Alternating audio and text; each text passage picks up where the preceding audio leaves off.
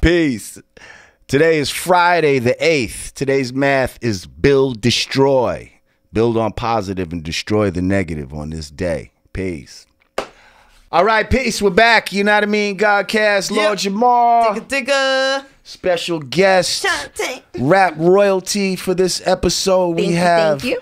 Roxanne Shanté. Yes. And your rhymes are deaf. Right? Please believe That's it. what motherfuckers used to say. Their rhymes is deaf. And that doesn't mean you can't hear. It's amazing how rap has Deaf defiant or some shit.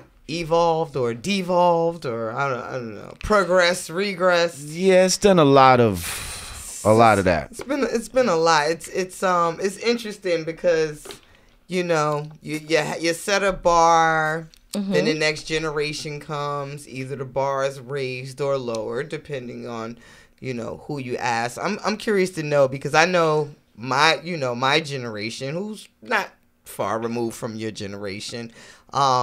We have a whole lot to say about the artists that are out now. I'm just curious to know, like, how did your generation feel about us? Like, do you feel like we took the torch and handled it responsibly? Do you feel like we fucked it up? And when you say us, do you mean in general or do you mean female MCs? Okay, well, let's I'm just wondering. I was speaking in general, but I do want to get specific with females in a minute. But okay, so I'm considering you the 80s. Okay. I'm the 90s. I'm the late 90s, mid to late 90s. This early 90s. You're early 90s. I'm late 90s to 2000s when Dirty Harriet dropped.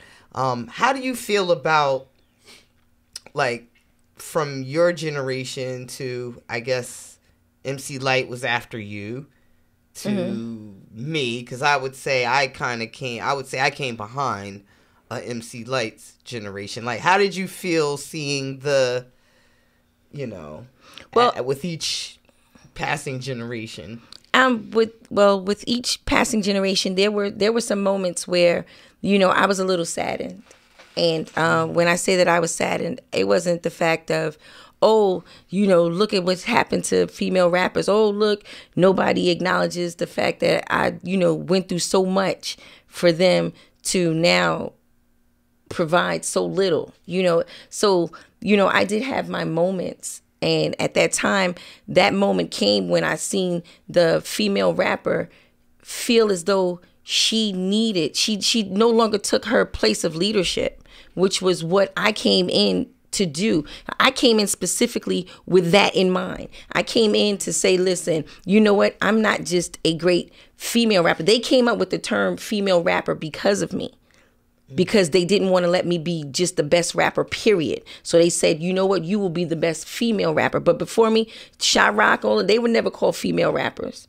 They were the plus ones. They were the girl in the group. They never gave them that title. So they came up with that title because of me. But what it was I wanted it to be a position of leadership. Then I started to notice that a lot of female rappers felt that they needed to be part of a male crew instead of creating a male crew, instead of giving birth to a male crew. But you did have some of them that did, such as Queen Latifah. And then Queen Latifah, then you have your Naughty by Natures and those who came under her, so you were able to say that. And then Lyte brought Milk and Giz with her. You see what I mean? So you were looking at those different aspects of it. But when I started to sit back and see that the most prominent feature a female had in hip hop was the video chick, I was saddened.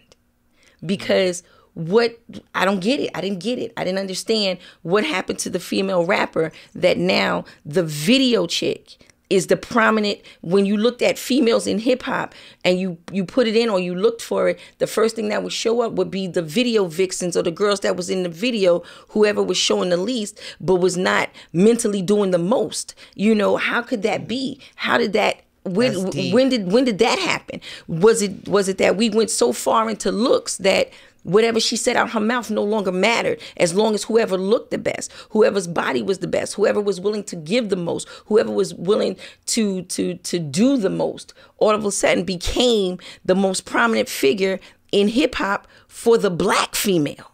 That was sad to me. You know what I mean? Feel that. I'm you know, that saddened me. And then what saddened me was that every female after that felt she needed to look like that, even if she had the talent where she didn't need to look like that. Real quick, who are some of the female MCs that you looked up to before you got on? None. So you wasn't fucking with Sha Rock or Pebbly Pooh or none of them? I love them. But you asked me, who did I look up to? As an MC. As an MC, I looked up to Grandmaster Caz as an MC. You know what I'm saying? You're asking me as an MC. You're not asking me as love for my sister. I hear you. You know what I'm saying? You asked me as an MC. As an MC, I looked up to Rakim on delivery. I looked up to Kane. You know, I looked to G-Rap. You know, because at the end of the day, that's who I want to spit like. That's so who's it's flow. not like you saw a female MC though, like, and said that's what I want to be. Yeah, like, well, she's rapping, so I could rap. No, like you just always just felt like. I felt like you didn't need that example, is what you're saying. No, you didn't need that frame of reference. No, like, I felt that maybe. Had you heard of them before? Absolutely. Sequence and all that? Okay. Right on. Yeah, absolutely. But I knew that wasn't me. Right. Now, if the record would have been, I'm going to fuck you right on up, then yeah, that might have been me. But, you know, that just wasn't for me. Right. You know, that's just not the type of hip hop or the type of rapper that I was going to be. I knew that from the beginning. Right. I knew that because, see, there were no other females to look up to for battling. Nobody else was pulling the plugs on people on the fellas' mics, and when they would show up at the battle, nobody had that. Nobody gave that fear. You know, I was 11, 12, 13 years old, and when I would show up, they'd be like, yo, listen, don't give it a mic. I ain't never heard them say that about nobody else. I would have loved to have seen that, you know, because then that would have been okay. Then I wouldn't have had to feel like I was this mean person who, you know, when people see me, they're like, oh shit, here she come. Or, you know, all of a sudden, 5 minutes before the show, all the fellas want to be nice to me because nobody wants to be the topic of whatever my show is going to be, because they know that, oh, here she comes, she getting ready to look about, she's looking for somebody to talk about tonight. Yo, ask her, do she need anything for the baby? Yo, Shani, I'm going over here, you need anything? You know, trying to be nice. And I knew what they were doing that for, because they were doing that because if we're on tour, see, the Juice Crew never had to worry about that, because they would never have been my topic, because those are my brothers and I love them. You know, and I respect them. So I would never do that to them. But, you know, if we're on tour with other rappers, then, you know, there's a chance any of you could get it. You know, and if you do, I'm going to make it comical, and then it's going to mess up your show, because I'm going to show up in the middle of your show. And, you know, and I know at that time, maybe those were not the things that you did to make a camaraderie, but I felt like I didn't necessarily need that camaraderie because I came with my crew. See, I didn't come alone. I came with them, and I plan on leaving with them. So at the end of the day, I don't need all of that. You know, I don't do, Roxanne Shanté didn't do after parties. Roxanne Shanté didn't smoke weed. She didn't drink. She didn't do none of those things. You know what I'm saying? All I do is come in, do my job, and I leave. So that's what it was. Now, did I love my female rappers and my females? Absolutely. She's my spirit animal. I swear, this is like this is like me with the outsiders. Okay. Like I'm telling you, we get places like, oh boy, these niggas, here they go. You know, that was so us. And that's you know the way I was with it. And as far as like saying like who did I look up to? When it came to being able to rhyme, there was a comedian by the name of Nipsey Russell, and I watched him do entire shows and rhyme the entire time. And so what I did as a little girl, I practiced it 2 days in a row. By the time the third day came, I had it down pat where I could rhyme about anything at any time. And I just didn't see any other girls who could do that. You know, I was feeling like I was like this lone wolf, like looking for somebody else, like, come on, let's battle the fellas. Nah, I like him. Like, what? He'll like you more if you beat him. Right. You know what I mean? I just remember the first female voice that I could really remember was probably Sha Rock. Absolutely. And you know, it just, her voice was just so like hood, like I don't like, you just knew she was from New York City. Yeah. This was a New York City black girl on the mic. And like your voice kind of had that texture and reminiscence to it in a way when you heard it. Like like you knew this girl was, you know what I mean? Right. Ah, and this was in the prime 80s. What was it like coming up in that time too? Like You was in prime rope chain, Mike Tyson, like, Right. you know what I mean? Supreme Willie Team, Burgers. Yeah. Fat Cat, and all of that. Yeah, Like, there will never be another era like that ever. would you tell And them there will never how be. New York was and just how this whole Let me tell you. Let me give you an example. One example out of. I wasn't famous. Let me yet, tell you but something. One I was example. there. Like a baby. Like one example was out of there. hundreds where I remember us going to the Red Parrot. The Red Parrot. Remember the Red Parrot? The Red 57. Wow. Exactly. Now, right across the street from the Red Parrot was the Honda scooter dealer. They Talk to 'em. sold Elites and everything Yes, else. they did. So I remember, now this is how money was in the 80s. We left out of the Red Parrot. It was 5 o'clock in the morning. Went and bought scooters. We looked at the scooters in the window and said, we're going to buy those. What do? At that time, only rappers and hustlers could point at scooters and say, okay, we're going to buy those. So now it's 5 o'clock in the morning. What we going to do until they open up? Because they open up at 9. So it's 5, y'all laugh, y'all giggle and everything else till around 6. Everybody decides we're going to drive uptown. Because, now you with some uptown hustlers, so they got to go uptown and go get their money out the building. Work. And so since somebody treating me, let's get him up here to that building so that he can get the money for mine too. Buy me a scooter. So I want a we go scooter. uptown, we eat. So now we go Willie Burgers we or eat. something. Exactly. So we go and we eat. No, matter of fact, I don't think we went to Willie Burgers. I think we went to the spot on 135th Street, right there on the corner of 135th Street. What was the diner called on 135th Street that was open all night? I forget. Yeah, but we was at the diner there. So we eating, time is going by, money out the building. On our way down, what do we say? Everybody's going to buy scooters. So what colors do we buy? We buy red ones, white ones, green ones. Bam. Red, white, green. So what do we do? Italiano. So what do we do? Let's all go to the Gucci store and buy Gucci sneakers And match it up with so the that it can scooter. match. Now, let's all go pay for a suite at the Roosevelt so we can all change our clothes. So now we're going to change it to Roosevelt. We done bought the scooters, went to the Gucci store, went to Roosevelt, changed our clothes, all to do what? Let's all go park in front of Willie Burgers and eat cheeseburgers and hamburgers and drink fruit punch mixed with lemonades and be out there taking pictures and doing all that. But before we do that, I need to stop and go get my braids done at Billie Jean's. Once I finish there, then I'm going to meet up with all of Billie y'all. Jean. Now see, now that Oh, the flex was now- This was all subsidized with crack money, ladies and gentlemen. Subsidized with crack so money. now the thing about it is, you do that, and that was just one day was in one 80s hip hop. Now just imagine on the days when everybody decides we all want to dress up. Because see, at that time we were still so young, there wasn't no, okay, come on, we all gonna take a trip.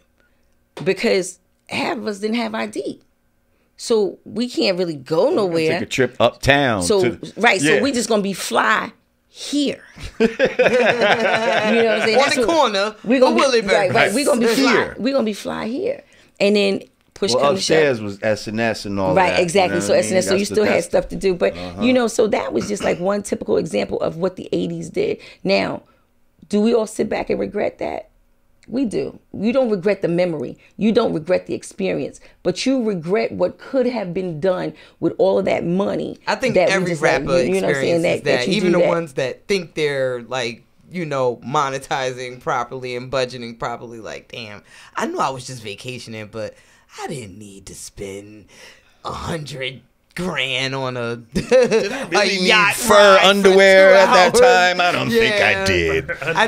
And so those are the things that you experience from the 80s, and you know that that time will never come again, because that love of self and that love for our people was so high at that time that now, see, that was when everyone, and though we still have those with honor, but at that time, it was cool to be honorable.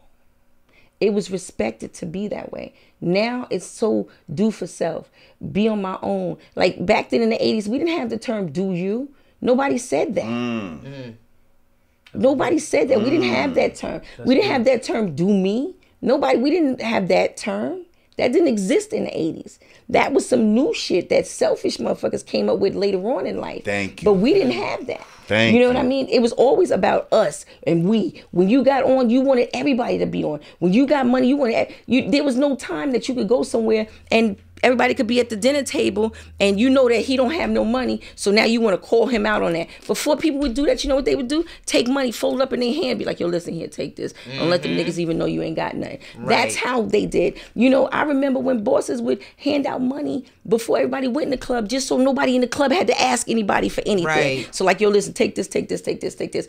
And that was the love. But now, one person wants to be the person with everything to make everybody else look little. And be like, and we'll call them out on it. Like, for instance, like, they'll say, like, yo, man, take off, you got on my shirt and my shoes. No, back in the days, they didn't do that. Let me tell you something. You be having all kind of mixing them, yo, let me rock that Gucci hat, and I'm going to let you wear my such and such. And that was nothing. And let me tell you something. And even if they got mad at each other at the party, they would never play a nigga like that. They never played each other. They wait till they get home and be like, yo, and by the way, just send my sneakers to my house since you going upstairs, but never give me my stuff out. Like the selfishness that came along with the later era, you know, and I'm blaming that on the hustlers, on the fact that their life was so temporary that it put the next generation in a bad position when you were rich when you was 3 and 4 and 5 years old, and then your pops got locked up, and now your mother's out here struggling, and everybody's telling you how rich your father was. So it raised a certain resentment. So then when he got the money and he got the clothes, he was angry. Not angry at the fact that people were teasing him, but angry at the fact that his father wasn't there. Angry at the fact that he watched his mother do things she shouldn't have had to do in order to provide certain things for them. So that anger came along. They were no longer happy. You know, we were still happy in the 80s. If we had money, we was happy. If we didn't have money, we was even happier. Because the same way it was, if we ate at the Palm let me tell you something, and had a great dinner at the Palm, you'd still have that same happy conversation if we had hero sandwiches from the corner store. Facts. You know what I'm saying? Factoid, as they say. Big old facts I'm seeing. You know, so that's what it was about the 80s. And that's the reason why, you know, Roxanne Shanté won't make new music, because I embrace my time. And I like when people come to see me, I want to take you back to that time. I want to take you back to that feeling, that love. You know, I wanted you to watch my movie and not just feel bad or sad for me or feel that I was vulnerable. I want you to look at that movie and say, damn, that was my mom's, my kitchen. That's how my dishes, my table looked. That's something my mother would have said. That's something I wore. Like, you know, I made sure that everybody wasn't wearing all the fancy clothes and the fly sneakers and all this other stuff, because everybody wasn't doing that. Right. But people were still happy. You know, so that was like the whole gist of me embracing who I am and why I will always be who I am, and I won't change from that. And I just won't. There'll never be another like you, sis. I'm telling you. I look at females today, and the people say to me like, oh, you know, you're so harsh and stuff, because I'm very, you know, opinionated, and I do speak my mind on social media and stuff with certain topics, especially when it comes like the females of today, and like even now with now that we're seeing, you know, a multitude of women starting to resurface now, and I feel like when they have their when they're challenged by each other, the whole world goes in a frenzy like, oh, you're pitting women against each other and females getting along, and I'm scratching my head like, no, this is hip hop. This, like, you're supposed to challenge each other. You're supposed to duke it out and fight for who's the best. Like, if you feeling froggy, leap, bitches. But it's like, okay, for whatever reason, it's become now it's more about,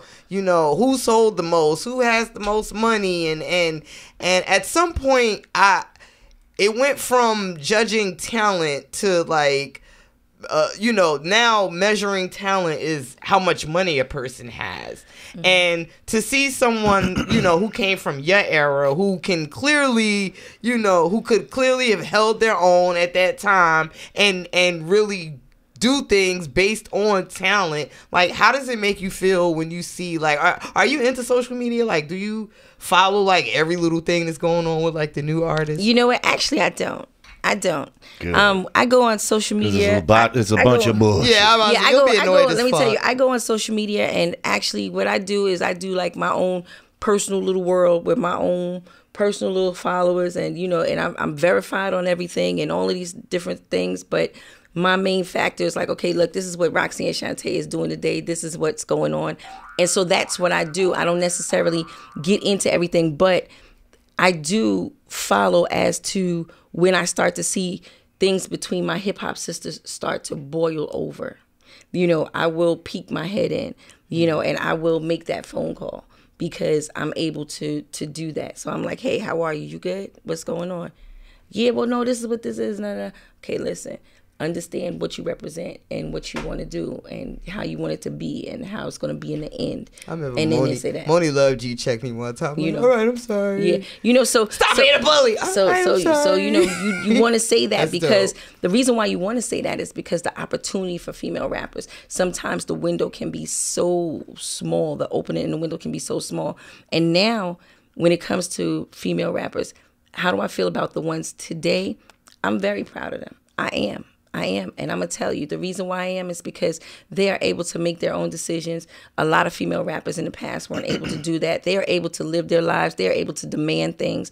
They are signing deals. They are making, and I'm sure that, there's still going to be a few that fall through the cracks, but that's what happens because everything is not built to be solidly closed. So, of course, some things are going to fall through the cracks. There's going to be some things that happen. That's just nature. That's just human.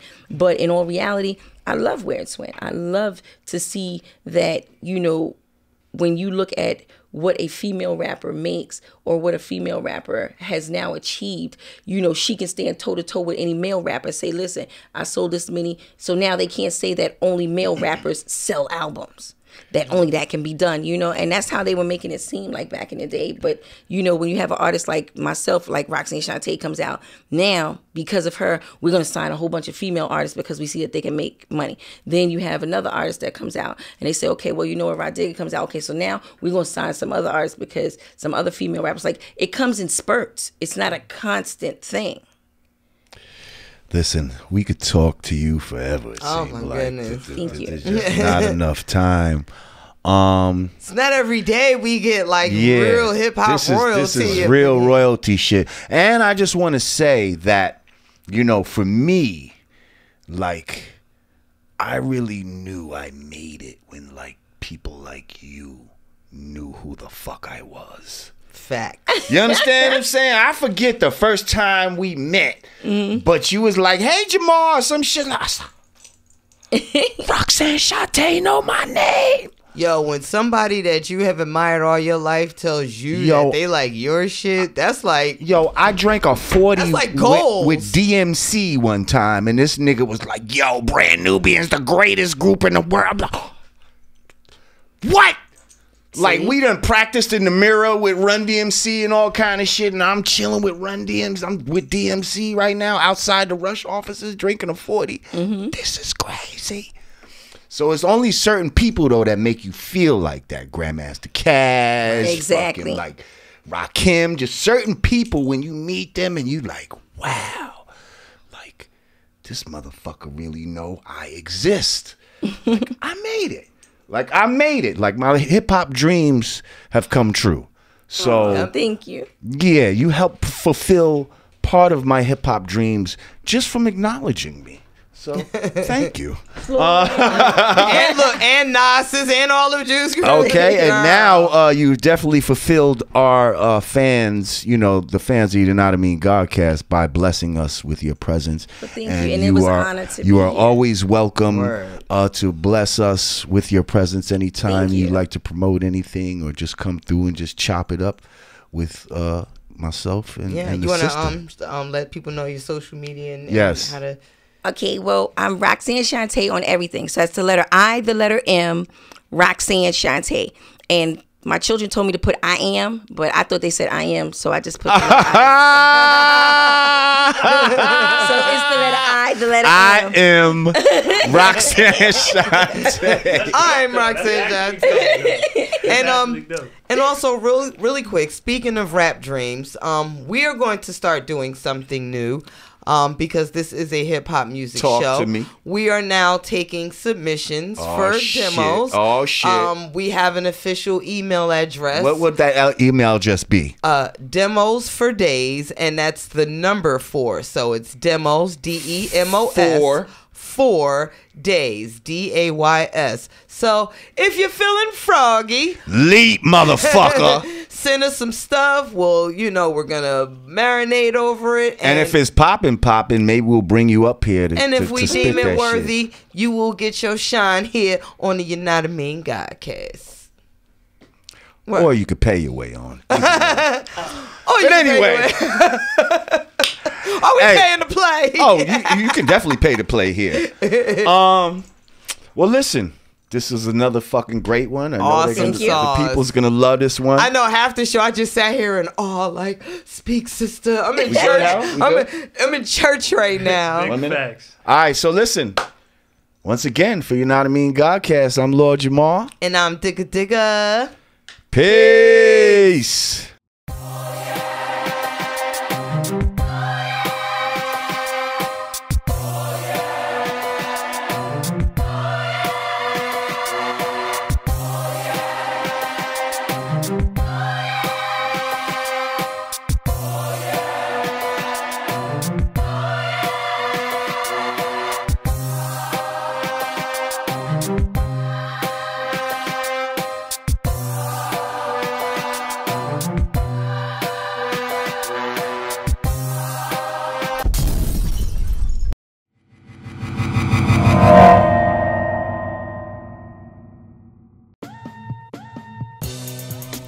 Peace.